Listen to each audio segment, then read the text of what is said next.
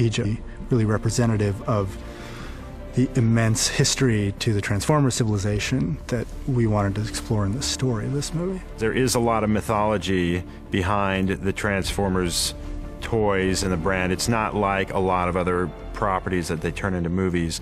You know, it wasn't a comic book originally, it was a toy, but subsequently there was a lot of stories that were told about those robots. One of the things we wanted to do in this film was open the floodgates a little bit and tell the audience that there is an entire universe out there, not only of Transformer characters, but of Transformer history. And there are chapters within books of the story of the Civil War on Cybertron and the story of where Transformers came from and how they were created. And there are all sorts of stories within this universe which we could explore. And the trick is really to make that mythology work while maintaining the human story of the characters we've come to know and love on Earth. The first movie was so much about this innocent kid wanting to get the girl and wanting the car to get the girl, and then finding himself inadvertently the center of an alien war and rising to that challenge.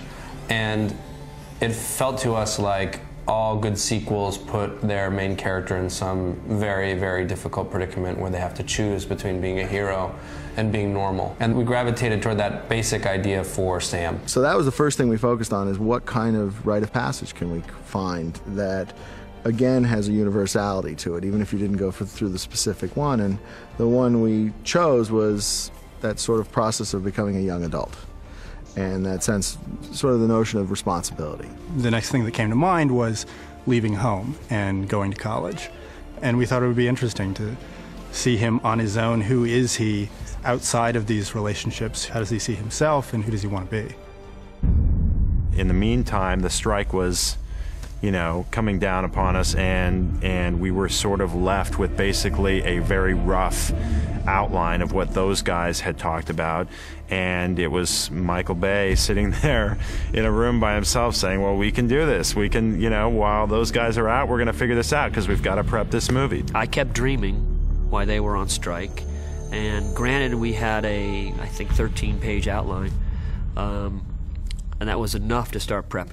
The first couple of months we spent really focusing on designing about 70 robots. We have a team of guys, and we sit there, and I start spitting out ideas of different types of robots. Michael would come in one day and be like, what about this guy? Or we would do this guy, and same time meeting with GM, seeing what new vehicles they had come out, stuff that they were really itching to put into the movie. Certain vehicles, you know, Michael would either say yay, nay, or on it, and we'd go from there. General Motors cars, they've been very gracious in offering the filmmakers a range of cars and giving Michael some unprecedented access. The kinds of things that we've been able to do with the Camaro in the first movie, I mean, I think we're iconic. The kinds of things you're going to see, whether it's the Volt or some of the other new cars, the new Corvette, you know, are just really incredible. The designs are incredible, the cars are incredible, and the characters they become are also incredible because we apply, you know, kind of Hasbro Transformer magic to it, and they become these great characters.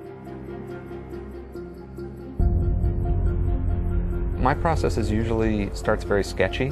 I do a really, really rough silhouette because I think at the end of the day with character design, the key thing is to get a silhouette that sort of has the right personality, because, you know, this is sort of the quickest read that you have on an object or on a character is sort of how big are the shoulders, how strong do the arms look, how wide is the chest, you know, does it look like it's athletic, does it look like it's slow, does it look like it's armored, does it look like it's a really quick little scout type creature or character. So you can start to feel that out very quickly with a silhouette.